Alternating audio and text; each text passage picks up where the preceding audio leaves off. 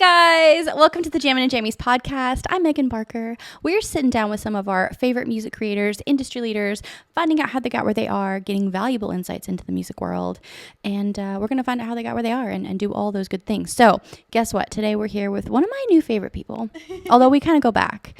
We do. We go way back. We go way back, but we just started hanging and talking, and I absolutely love her. And this is Bella Raye, and you probably know Bella Raye. Bella, say hi. Hi. Thanks for having me. Normally I'm like way more formal and but I don't get that vibe with you. It's like we're old friends. So Yeah, girl. Absolutely. I just want to start at the beginning. Tell everyone where you're from. How did you get into music?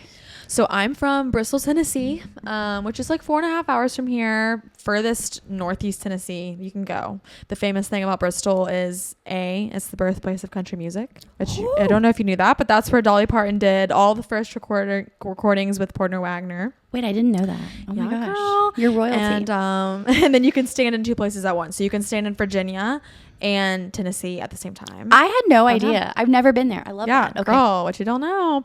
And moved here when I was 17 to do music. I went to semester at Belmont to do, commercial music. Decided I wanted to pursue music full time. Moved into like this guy's backyard, and it was great. And here we are 6 years later, and everything's fine. She moved into someone's backyard. Yeah, my parents helped me move, and I watched them drive away, and I literally was scared to death. Wow. But I did it, and it worked, I guess. I absolutely love what you just said. You were scared to death, but you did it. Yes. Why?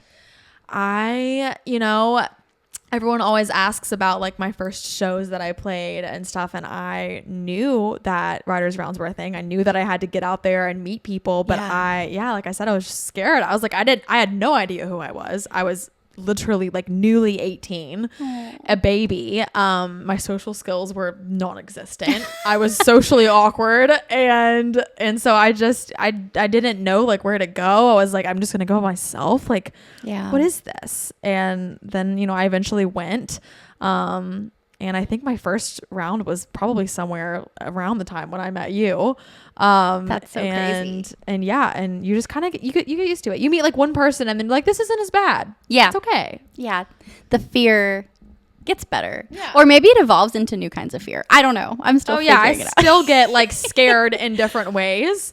But I think it was more so I was just like, when you have a better clue of who you are as a person, it's not as scary. Yeah. But I was just like a little girl. I was like, I don't know. I don't even know what I want to do. Like, I hadn't even decided that I wanted to go by Bella Raye yet, I don't think. I was just like, what is happening? Did you play music or sing or anything as a kid? Yeah, I've loved music since I was a toddler. I mean, my parents said that I would, sing the karaoke machine all the time and just babble words, and Britney Spears was my girl. I used to tie my shirt up in like a knot when my belly button was showing. I'm sure your parents loved that. They loved that. They were like, this girl is going to be a handful. But yeah, I loved music. I always, watched Taylor Swift and Carrie Underwood and, the legacy people, and was like, that's what I want to do. And then when I got to high school, that was when it was really like, oh, I could probably actually maybe do this. So who are your biggest influences? Who are your musical heroes? Oh my goodness, I have so many. I think older, I mean obviously just like every other 20 to 30 something year old woman, Taylor Swift was massive for me. That's when I learned about like songwriting. Yeah, we all love Taylor Swift. Like legend. She is mom. She is mom. She truly is. Mother. And then side note, when I went to go see her for Reputation tour, incredible. Like I was like, everything was coming true. Is that one of your favorite shows that you've ever seen?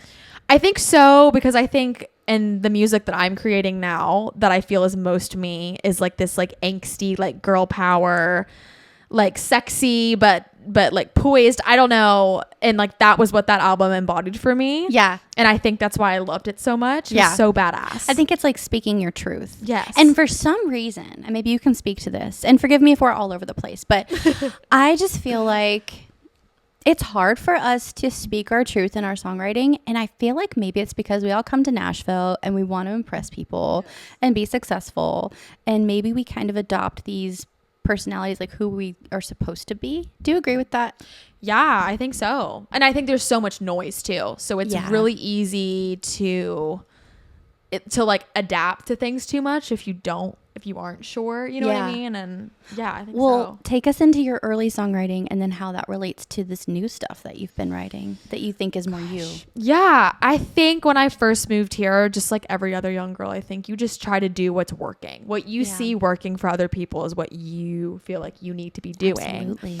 I think I had a breakthrough when I realized I don't want to do that. I want to do what works for me. Yeah. And then people will either jump on board or they won't. And my biggest thing when I learned that was whenever that day comes, if a deal comes along or, whatever, I want my team to be like on board with my specific original thing and not just because like, oh, like I wrote what I think radio wants or I wrote what the next label wants. I wrote what I wanted. And then if someone believes in that, I'm going to be so much happier like in my career that way. Do you think 18-year-old Bella could have comprehended that? No. I think 18-year-old Bella was just doing whatever it took to just like survive like music and to just like fit in. Just get your feet wet. Just jump in. And that's what's so funny, I feel like, is like that's what you want to do at first. It's like I just got to fit in. I got to go along with the flow. So true. And then now it's like that's the opposite. I don't want to fit in. I don't want to be like anyone else. Yeah. It's kind of like jumping in this is probably a bad metaphor, but it's like jumping in a big pool and everyone's swimming and you're like, I don't know how to swim. You're like, well, you're about to find out. Yes. So you just jump in and start kicking. And then eventually you're like, oh, I'm swimming. I don't know if that makes sense. That's how it feels. Because you genuinely like, it is like it's like someone throws you in your pool and you're like figure it out, and that's what you have to do, and I'm still figuring it out like every day. I don't know if we ever stop because the tides change and it's a crazy ride, but it really seems like you're figuring it out. This new music that you've been putting out is fantastic. Thank you. Tell us like whatever you're able to tell us about how you tapped into this new era, mother. I know. We're just doing all the alludes. We were talking before, Megan and I were talking before we pressed the record button and about like my life over the last year. And I feel like that was when over the last year, 2 years is when I really honed into it. I feel like I went through a lot of loss last year. I was in a relationship for 6 years that ended and it was heartbreaking and life-changing. And I lost a lot of friends I thought I was going to be friends with for my whole life. And there was a lot of loss, but I think I tell people this all the time because their immediate reaction is, I'm so sorry. But like, I genuinely feel I'm like at the point now where I can look at all of that and feel really grateful. And the art that I was able to make from all of those situations, I think like really honed into like my sound. And it was weird. It was like there was like this little wall that was like built during all of those relationships where I wasn't truly, I feel like, even myself in the relationship and in the friendships. And when those people were gone, it was like that wall chipped away and I just like, the floodgates opened. Like creativity and just like vulnerability, all of that just came with it. And with that came like this thing, like this new Bella that I'm so proud of. You had to go through it. Had to. I hate that I had to, but I did. Man. And it just brought out all of this music and new topics and just Yeah. And now when I'm on stage and I'm singing those, I feel like Bella Raye. Like I finally feel like me. I'm not trying to just like be the next Taylor Swift. I'm trying to be Bella Raye. Well, and to tell you the truth, like circling back to like what works in Nashville, quote unquote, you know, and we see people get deals that are kind of a carbon copy of somebody else. But for the most part, I think the most successful people are the people that tapped into their true selves. Yeah, because we don't need another Taylor Swift. She does it so well. We need a Bella Raye. Take us into the songwriting room writing this stuff. Now, were you intending to write about this heartbreak? No. I was so ready to just be like, done. Don't want to think about it. No. Yeah. I didn't even want to write about it because that meant it was real. Yeah. Like I was like, if I have to write about this, and it's something that, you know, like you never think you're going to have to do. Like I never thought I would have to write the songs that I wrote this year. Yeah. But no, it's been great writing about it. Did you write about it in the thick of your pain, if you don't mind me asking, or was it kind of more when you were already kind of healing? So actually, Why'd You Say You Did, which is a song that is out everywhere. Love that song. Go check it out, guys. I started it before the breakup and finished it the day that I was broken up with. So wow. So I got goosebumps. If you listen to the song, the first half of it is all prior, like the present tense of it, like the tense Like of you the could song feel it coming. is different. And then afterwards, it's the second verse is very much after. And fascinating. Yeah, so I wrote that song, and you can tell like this EP that has been like producing over the last year, every song I went from Why'd You Say You Did to Set the Record, where you can tell where it's like a little bit healed. I'm starting to get a little mad. You know what I mean? A little like, why? Yeah. Like, no, that's not how that's not how it went down. Like, you don't get to act like you're perfect and that you did it in the right way or whatever. Yeah. And then Goodbye for the Morning was, I'm in like a super happy relationship now, and get to say goodbye in the morning, and it's like it's so fun. I just feel for the first time, honestly, in my whole life, so like there's like this massive weight off of my shoulders. Like, I'm writing the best I ever have. Like, my friendships feel the best they ever have. I'm so happy in my relationship. My family and I feel closer. Like, it's just it's crazy when you think you know you can never see that breakup happening or the friendship breakup happening, and when it does happen, you're like, wow, like that needed to happen.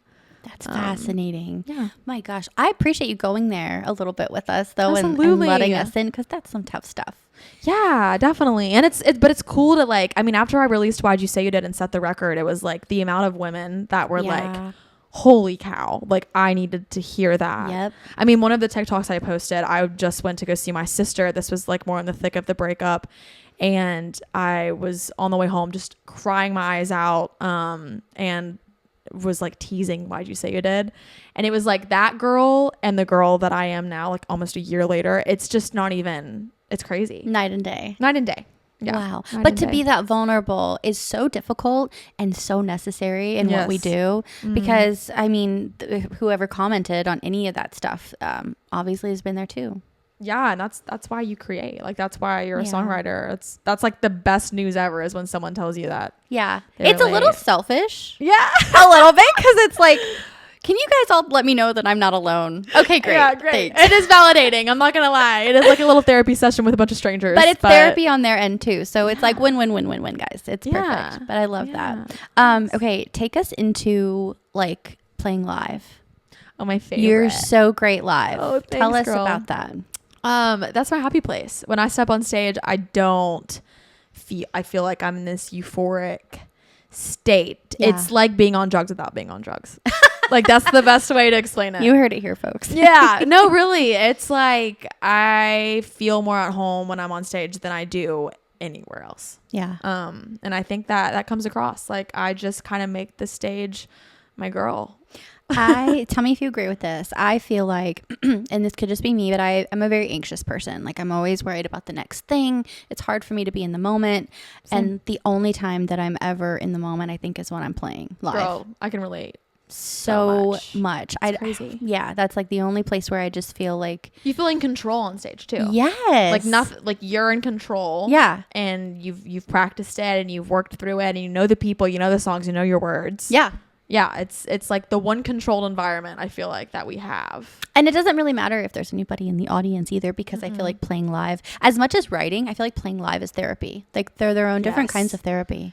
Oh, for sure. And I think writers' rounds and then full band stuff are like two separate forms of it too. Because when you're in a writers' round, you're getting to like share stories and really be intimate with that audience. And then when you're full band, it's like that, but on steroids. And it's just like a party. It's so much fun. And then it's totally different. Also, we were talking about, you don't mind sharing that you do some like cover gigs. Yeah, no, absolutely. That's another totally different animal. Yeah.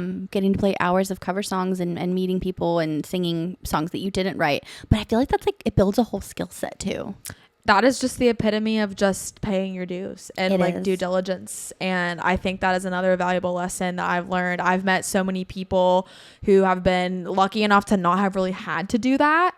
And I think that there's like this massive difference of like gratefulness where like you get there one day and you're like, wow, like I cut my teeth in these bars for no like I have played so many full band shows where there's been literally 0 people in the crowd. Crazy. I mean, even now it's like, you don't know. Like, I have 2 full band shows coming up and it's like, I have no guarantee there's going to be anyone there, but like, I love it. Yeah. So you have to just love it. Well, yeah, and you can get content in this day and time, girl, you're going to get that content. Okay. And you're going to work the camera as if it is a packed house. Okay? Yeah. Better believe it. Yeah. One time someone told me they're like, you perform as if you are performing to like a sold out arena. Yeah. It doesn't matter if there's 5 or 10 people. It doesn't matter. It's called manifesting. Yeah, absolutely it is. And then, like I said earlier, it's like when you get to that point, you're so grateful because you know what it is to not have that. Yeah. You know what it was like on the way up. Yeah. And no shade to people that get there in a different path. But Absolutely I do feel not. like it's going to taste a little better. Yeah, I think so. And I think, and and they have their own, with like, I think TikTok was hard for me when it was like TikTok artists and popping off and stuff. And I had a couple people that I, grew up with in town that made it that way. Yep. And but that's just like proof of a testament of like, you just never know like when your time is. You never know. TikTok is such an interesting animal. And I've talked to a few people about it. So I'd love your thoughts on this. First of all, is it like over? Not as TikTok over, but is the era of signing the TikTok people over? Because I kind of feel like we had so many people, Priscilla Block being one of them. There's so many that popped off. And there haven't been as many lately. Right. I don't know. I don't know the answer to that. I don't think it's gone. I think it's definitely an important piece of the puzzle that labels look at still. I have tried to walk a fine line between it. I think for a minute I was just like beginning to resent music because of it. I think we've all had those feelings. I think so. Yeah. I mean, I've talked to a lot of artists, even artists who are really, really like blown up on TikTok, who have just been like, it's hard. Like you gotta keep literally it going. Put a video up and then you're just like staring at it all day. Like, oh my gosh, video, like views, likes, whatever. And it's debilitating. Like it truly is. It's hard mentally to push through that every day. But I don't think it's gone. I don't think it's going away. I just think maybe it's getting back to a better balance maybe. Maybe like the hype of it is kind of settled down. Yeah. That's maybe what I think too. But I don't know. We'll see. Yeah. But I think above all else though, what's going to remain is like you got to have great content with your music. Yeah. Whereas years ago, you just put a song out and like, I don't know, what did we do before TikTok? I don't even know. Like the music industry, I feel like it changes so much every year. Yeah. And like the thing is, no one knows. No one knows. Everyone's always trying to like figure it out. I feel like even like the label people are just like, they don't know. Here we go. Yeah. This is working. Let's go with this. Truly. Like you just nailed it. Like we're going to give you guys the answer to everything right now. They don't know. No one knows. How would they know? No one's going to know. No one knows. Yeah. But you know what? It's like you can look at it as like, oh, nobody knows. Like, so what do I do? Or you can look at it as like, nobody knows. So like, it's like not stress about it. Anything's possible. You literally get to create your own journey, your own reality. It's exciting. Yeah, it's cool. It's hard some days, of course. It teaches you a lot too. I mean, like I can't lie, like it's been fun making content. Like it's not I think it's like definitely grown people as artists. It makes you like have this creative juice flowing that you otherwise may not have had. Totally. But obviously I think everyone has like a love-hate relationship with it. Like it's just like it's just like a whole other avenue we have to do as if we already didn't have enough to worry about. I know. It's like we attach so much of our self-worth though to like, okay, like somebody once said, don't delete any TikToks. And I was like, why would you delete it? And they're like, well, if it doesn't get any views. And I'm like, that never even dawned on me to delete it just because it didn't get any views. But yeah, you shouldn't, because you know what? That is difficult though. Like when your shit is flopping. And then you're like, well, if label people are looking at my TikTok and they see it flop, but you know what? At least you did it. That's exactly like to my point of just like, I think I hit a point too where I was like, I would rather someone look at my page and see all of the attempts. That's right. Than go and see like there's 5 that blew up, but like where's all the other like hard work like under the belt things? That's right. Like, Yep. I don't know. That's called work ethic. Yeah, like it just shows like, hey, I've been grinding on this. Even if it's not working, I'm still trying. Yeah. And also too, you never know like what's working and not working. I mean, first of all, like if one person sees it and they relate to your song, that's why we're doing this. Yeah. Exactly. But yeah, you're doing it. And you're killing it. It's just a matter of time. But like also too, you never know when something is going to pop off, and then that'll make this video pop off that you did a few months ago. Exactly. Which again, like don't delete it. Don't delete it. People like go back and I mean, I am the epitome of like the go back and dig through people's stuff. Like I'm going back to your like day one photos. That's right. I think it's inspiring. I love going to like Kelsey Ballerini's and like Maren Morris's like way back in the day, and I'm like, whoa. Yeah. Like that's like me now. Yep. But you can see where it could go. Yes. And that's what's exciting. I stumbled on a picture one time of Maren Morris at Whiskey Jam. Yes. And I saved it. And then there was one of her at Belcourt Taps, and I was like, stop. And that's what I'm saying. It's like, it's still the same town, you know what I mean? And a lot of it's still the same grind. Like that hasn't changed, you know? Yeah. At the end of the day, it's about who you know. Yeah, and you got to find somebody who believes in you. Yeah. Good people in your corner. Good people in your corner. And it's tough and it's a grind. But yeah, I just think you're killing it. Thanks, girl. Let's talk about songwriting real quick. Okay. Because I also just love all of this new stuff that you've been putting out. I think it's just really honest and vulnerable. Appreciate you going there. Why'd you say you did? Is such a simple statement. Mm-hmm. Like, maybe you don't know this because you wrote it, but it is very simple. And the best songwriting, in my opinion, is the simple stuff. Right. And it's conversational. Why'd you say you did? Can you take us into writing that a little bit? Sorry to go back into the pain, but take us into writing it. Yeah, I mean, we talked about this earlier before we, recorded, about how like I'm the giver, the helper, the fixer. And I think in that specific relationship, I had this subconscious anxiety for years in the relationship where I was like, something just felt off, and I was always having to like ask, like, are you sure? Like, are you sure? And so I think like when I wrote that song, I had this feeling of like, when I asked you if you were sure, when I asked you if you loved me and you wanted a future with me and like all these things over the years, you said yes. Why? Because you didn't truly want that. And that was the big thing when we decided to go our separate ways. It was just like, I felt this way for a long time and didn't know how to say it. And like, that was so painful. So that was why I wrote like, why did you say you did? Yeah. Like, why did you say that if you didn't mean it? And, and it was crazy to see like how many people related to that. Yeah, because so many people are full of shit. Girl, it's true. The more you grow up, the more you realize how there's a way less genuine people than you would think there would be. Yeah. And I mean, not everybody. I mean, I think some people really just don't know what they're feeling until they do. But yeah, for the most part. But I just thought that was just a brilliant. Thank you. You should be really proud. Thank you. That's a great song. Yeah. And it was T Swift moment, just alone in the bedroom, Yeah. Just the way it goes. That's the best. Yeah. Okay. Totally. Set the record straight. Yeah, girl. Take us into that too. That one was so fun. So why'd you say you did? I wrote by myself. Set the record straight. I wrote with John Gamble, who is my favorite co-writer. He is like the Emily Shackleton to my Carly Pierce situation. Love it. Okay. I joke with him all the time. Like, I can't write a song without him. We sat in the room, and obviously he knew everything about the breakup and all the details, and so I had the chorus. It was a version of the chorus about setting the record straight, like actually, and then talking about a record player. Yeah.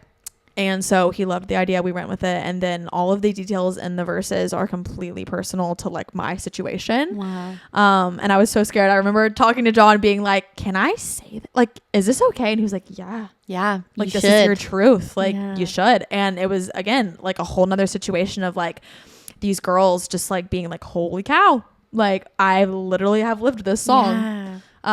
So it even shows like even like super personal stuff, people will apply it to their lives. Absolutely. In a way that works for them. And so Set the Record was cool, and it's really fun to do live because I bet. You see all these girls just like, you're just like singing it, and it's great. Tell them, it's a lot of fun. Well, and I think too what's cool about that song is like it's obviously about a romantic relationship, but it kind of could be applied to a lot of different anything where maybe someone is just not telling it how it really happened, and truly, you're like, the hell, yeah, and you were there, like, yeah, exactly. And it's like, here's the facts, dude. Like, yeah, friendships, romantic relationships, like whoever, it works. But it felt good to get this stuff out. Yeah, it did. And to think that I was thinking of not writing about this time of my life, I just couldn't imagine not doing it. Well, then what is next? So I have a new song coming out probably in January. And it's kind of like the cap on this EP.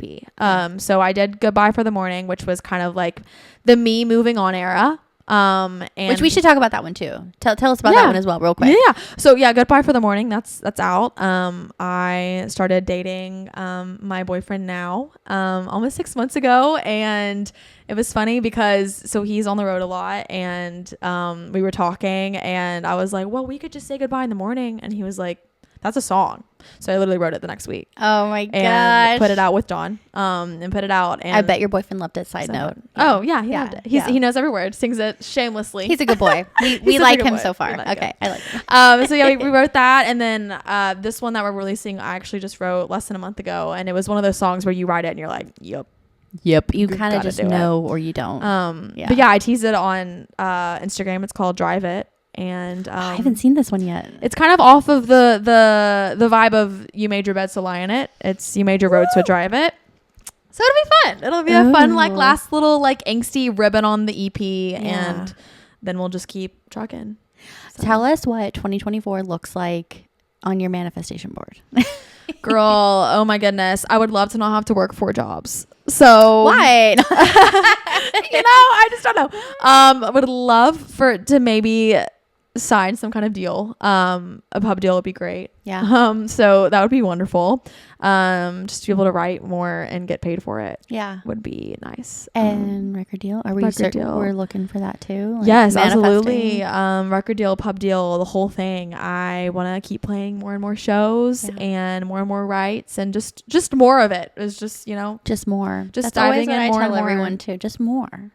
Which is the name of the game. Welcome to the music industry. There's always more to do. Oh, it's so true. But also just happiness. Like I actually I think this is like the first year probably in the last like decade of my life where I just like feel like I'm actually starting off the year with no like dead weight, no like baggage that I'm not wanting to carry. Like I'm just so excited to just like start a fresh year, and with all people around me that I just feel really good. That's amazing. So yeah, just happiness and like prosperity. Like I just want good for next year. I believe too that you attract what you put out. Do you believe in that?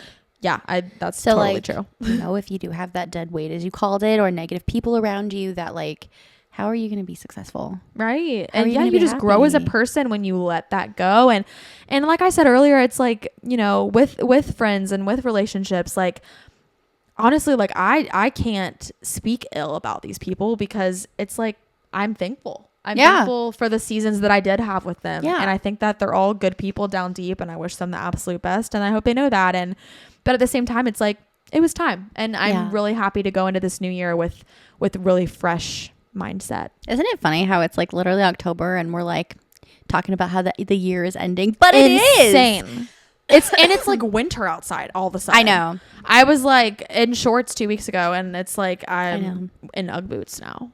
Happily, I love my Ugg boots. I was gonna say, wait, this is our thriving season though, girl. We love fall. Yes. Basic girls love fall. I'm not gonna deny it. Oh, we love it. I love it. I love it so much. Yeah. Well, I'm super excited for next year. I have all the good vibes for you. Thank you. I think you're gonna keep putting out fire. Wait, that sounds like you're putting out fires. Yeah, and releasing fire. No, I mean, so like, we should just have like a quick manifestation sesh. Okay, like all the things, all the great songs, all the great shows, all the opportunity, all the money. Mm-hmm. Money. Oh yeah, money. We're not green, girl. Less jobs are always less nice. jobs. Lord have mercy. Yeah, I'm tired. Real tired. I'm tired. Mama's tired. Mama's tired. Where are you playing coming up soon? Because this will be out pretty soon. So do you have some shows that you want to promote? I do. Or plug? So on October 23rd, I'm playing Whiskey Fest at Winners, which is Monday night. Yeah, girl. And then November 29th, I have a really fun show at Eastside Bowl for Breaking Sound. That'll be fun too. Full band, both full band. So come watch me shake some glittery pants around stage. Glittery pants. Yeah, girl. It's like my new thing. They're like these like see-through pants, but you wear like bathing suit bottoms underneath them, but they're sparkly. It's so spicy, so fun. Wow. Well, that was quite a tease. Quite a tease. So come see it in person. I mean, for great songs or glittery pants. I love it. Yeah. But I'm so excited for all of it. I feel like this went by really quickly, but we kind of covered ground so fast. So we'll have to do like a part 2. Let's do a part 2. Next year when you've dropped more. I'd love that. Good stuff. Yeah, hopefully more to come. So. Where should everyone check you out? You can check me out at Raye Music. Everywhere. Like it's pretty.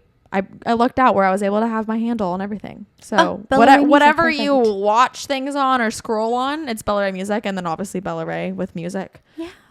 Out everywhere. So get it while it's hot. Yes. Oh my gosh, I love talking to you. Thanks for jumping on and chatting. Thank you. It was so fun. And next time we'll get Sassy out here. Yes, my cat Sassy did not make a entrance. She's very talkative, so you never know how much space she may take up vocally. So you just better to leave her in the other room. We'll get a third mic next time. We'll get a third mic. Give her some little cat earphones. She'd love it. So cute. She really would. She'd love it. Start the show. Okay. All right. Thanks, guys. We'll see you next time. Guys. Bye. See you later. Oh my